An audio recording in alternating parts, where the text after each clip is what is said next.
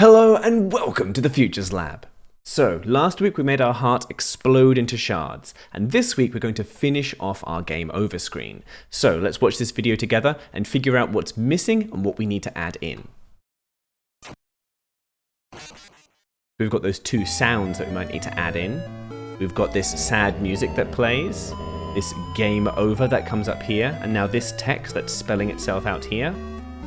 Now the next line that it's going to say is going to use the word heart, but this is usually the player's name, but we can code in our code to use the username of the player. And then the whole thing fades away. So to start with, let's go to our heart sprite and look around for the when green flag clicked, death and invulnerability code, and the when I start as clone code. Now there's just a few little improvements I'd like to make to this code from last week. One, I'd like to label when I start as clone. Right click on it and then add a comment. So I'm just going to type in shards of heart when player dies. I'm just going to move this here, make it a bit smaller. And while we're here, there's one thing I want to change. This turn 15 degrees means that the shards of the heart turn fairly slowly. I'm actually going to make them turn a bit faster. I like 30 degrees, but you experiment with a number that you think looks good. And the other thing that I want to do is right underneath when I start as clone, I want to add in a point in direction, and then I want to randomize that direction. Pick random minus 180 to 180. This just makes the shards look a bit more individual. They're not all pointing in exactly the same direction, and it will look a little bit more natural. We're also going to need to add in that cheat code that instantly kills us to make testing our code a lot more convenient. So if you remember, that is just simply a when space key pressed, set player current HP to 0. Now let's add some sound effects, shall we? First, we need that ch noise when the heart first separates into those two halves. Now, you can use your own sound effects if you like. You can find the original Undertale sound effects, download those, then upload them into your Scratch project. I'm going to use Scratch's inbuilt sound effects. They aren't going to sound exactly the same, but I think I'll find something that's kind of close. So head to the Sounds tab, then click on Choose a Sound here. I've already found the sound effect that I like. I'm going to use the crunch sound effect. Click here, and let's see what that sounds like. I like that sound. I think that's really good. Let's head to the code, then look in your death and invulnerability code, and look for where you've got switch costume to broken 1. Then go to sound and get out start sound crunch. Put it right underneath switch costume to broken 1. Now there's an important difference between start sound and play sound until done. If we start the sound, then the sound will begin to play and will continue to play as the rest of the code continues to run. But if we say play sound until done, then it will play the sound, then wait, then do the rest of the animation. I want to start the sound here because I want the crunch to play during that animation where the heart is coming apart. Next, we need that sound that plays when all the shards go flying. Let's have a quick listen to it again. Okay, I think we can do something like that. Now, I'm going to take one sound, repeat it a bunch, and make each of the repeats quieter, so it kind of sounds like that sort of echoing impact that we had just then. Let's add in our sound. The one that I quite like is actually the pew sound. So add that in, and then in your code, make a little bit of space just here. We're going to put this code here to test it. So let's get out a repeat 10 to start off with. Inside the repeat, let's put in play sound pew until done. Make sure that you don't get start sound pew, otherwise all of these repeats will all happen at once and it will sound awful. Then let's reduce the volume. So we'll get out a change volume by -10. Let's see what that sounds like, shall we? Okay, that's getting quieter, but it kind of cuts off at the end a little bit too fast. Let's change this to repeat 15 maybe and see what that sounds like. Oh, we need to set the volume back up to 100%. Let's get out a set volume to 100% and put it on the top here. Now let's try it. Still cuts off at the end a little bit faster than I'd like it to. We could try something like change volume by -7.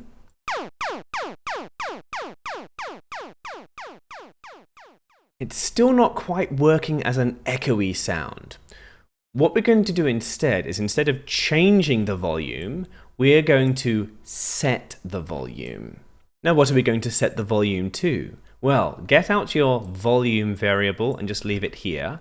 Then let's get out a multiply by operator. We're going to set the volume to volume times 0.75. Now what this is going to do is it's going to make the volume cut by 25% 15 times, which means the first time it happens, the volume drops a lot, and then slightly less, and then slightly less, and then less, and then less, and then less, which should give us a more realistic echoey sound. Let's see what that sounds like, shall we?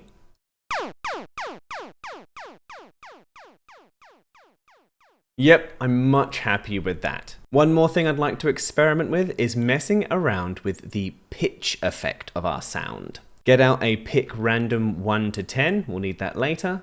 Then go to sound and get out a set pitch effect. Let's move both our volume and our pitch effect before the sound plays. And let's set this pitch effect to random number between 80 and 110 and see what that sounds like. Okay, I'm pretty happy with this. You feel free to mess around with some of these numbers, see what happens if you increase the repeat or mess around with the pitches or even with this number here. And once you're finished with your experiments, because we've changed the volume here, we need to make sure that we set the volume back to 100% at the beginning of the game. So separate off this volume to 100%, put that right above the forever, and that will make sure that we actually have volume so that we can hear our crunch when it plays. Then take this repeat 15 down until you find set mode to game over. Put it right underneath the set mode to game over. Making sure that this is after we've set the mode is important, because if you remember, setting the mode to game over is the signal for all of our shards to start moving while this sound plays. Now once you're done with all of that, let's give it a test. Okay, moment of truth, let's see what this looks like. Awesome. Now what we need to do is this fade in of the game over screen. Now if we wanted, we could probably make this game over graphic a new sprite or put it in some other sprite, but I actually think the box sprite is perfectly fine. Let's go to the box sprite, and we should already have a when I receive game over, hide, stop other scripts in sprite, and delete this clone. Now this was the code that we put in a bunch of different sprites last week to make sure that everything disappeared and the screen went entirely black so that we could see our nice heart exploding into shards animation. And we're going to modify this code to make that game over slowly fade in. So first thing we need to do is make the costume. Head to the costume sprite, paint a new sprite. We'll call this sprite game over. I'm going to use my favorite font in text, and I'm also going to make this white. Okay, once that's typed out, and you can put it over 2 lines if you want, or try and fit it all into 1 line. Let's just make sure that this box is visible. There we go, that's what it's going to look like. Okay, I'm quite happy with how that looks. That looks nice. So now let's make the code that makes it appear. Well, we don't need this delete this clone here because the box doesn't make any clones of itself. Let's put in a wait until, and we'll say mode equals game over. Then we'll make sure that we switch the costume to game over. We want it to fade in, so we need to set the ghost effect to 100. Now we already hid it up here, so we need to make sure that we show it at this point. Then let's make sure there's a bit of a pause before the game over starts to fade in. So let's get in a wait 1 second, and let's make this fade in really slow. So I'm going to say repeat 100, and we'll change the ghost effect by -1, so it slowly fades in. Okay, let's give that a test, shall we? Okay. Got the cool exploding, and then game over fades slowly in. Oh, that looks perfect. Excellent. Now I think the next thing is to make that sad music start to play after we get the game over screen. Now I'm going to put this in the stage, but if you wanted you could put it in its own sprite, maybe a music sprite, just so you know where all your music code is kept.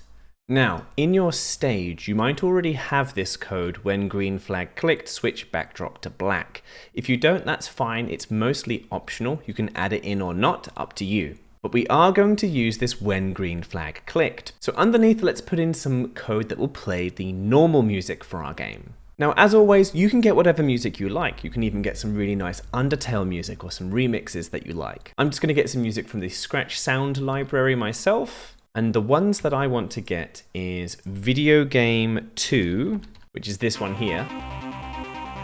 This is pretty cool. And I'm also going to get out Emotional Piano. I think this is really good to play when got the game over screen. Now both of these should loop, meaning that once they get to the end, if you start them again, it should sound like a continual piece of music. Now let's head back to the code and we'll get this music playing. Now I'm going to start the music when the game begins, but I'm going to put in a little bit of a pause first. Let's get out a wait 0.5 seconds. Then I'm going to put in a repeat until the mode is game over. And one of the reasons why I've got this wait here is to make sure that the mode is properly reset to not being game over before this code starts running. So in here, I'm just going to put in a play until done, our Video Game 2 music. I'm also going to make a fade in effect. I'm going to get out another when green flag clicked. I want another wait 0.5 seconds. I'm going to set the volume to 0%, and then I'm going to repeat 100, change volume by 1. Okay, let's give it a test. All right, I'm going to hit the go button and we'll see what that sounds like.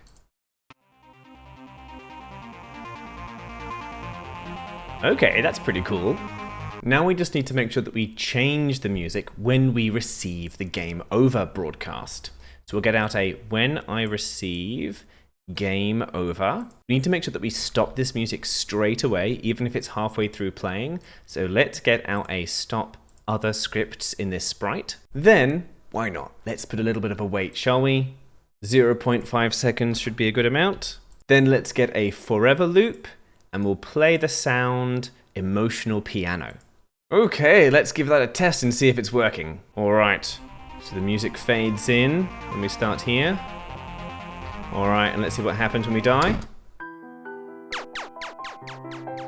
I think we need a much longer pause before the emotional piano music starts. Let's try 3 seconds, maybe even 4. Okay, that's a lot better. I like that a lot. Now we need to add in this text that appears after the game over has already faded in. And thankfully, we already have a sprite that can do that for us quite nicely.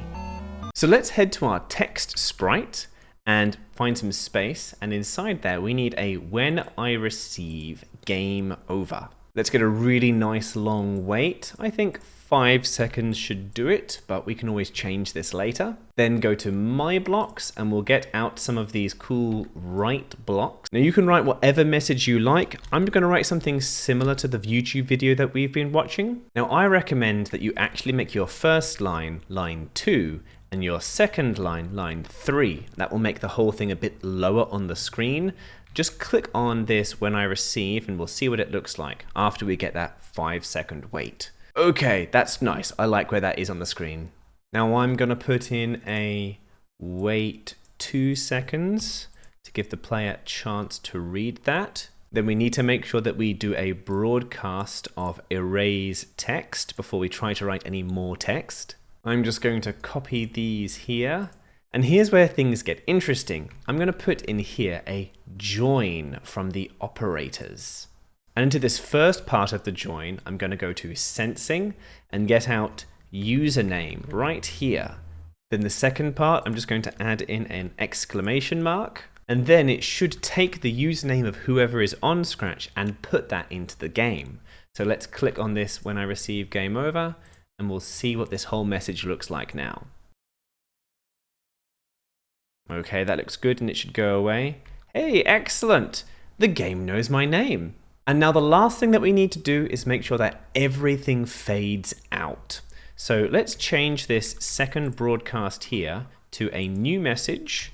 And we'll call this message fade out.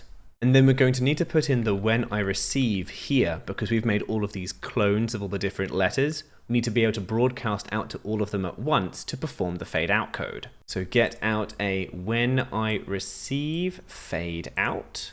And nice and simple, we just want to get out a repeat 100, change ghost effect by 1. This will make sure that the text fades out. We also need to make sure that our game over fades out. So drag this when I receive fade out and drop it into the box sprite. And we also want to fade out the music. So let's drag this when I receive fade out into our stage. Now go to your stage and look for the when I receive fade out. We're going to put in here change volume by -1. But you'll notice there's an interesting effect. If we leave this ghost effect in, it will actually also fade out that black background into a white background. So try this with the change ghost effect in, and then if you don't like that effect, if you want everything to fade to black, you can also take it out and throw it out. Okay, that should be everything, so let's give it all a test. Okay, let's see what happens.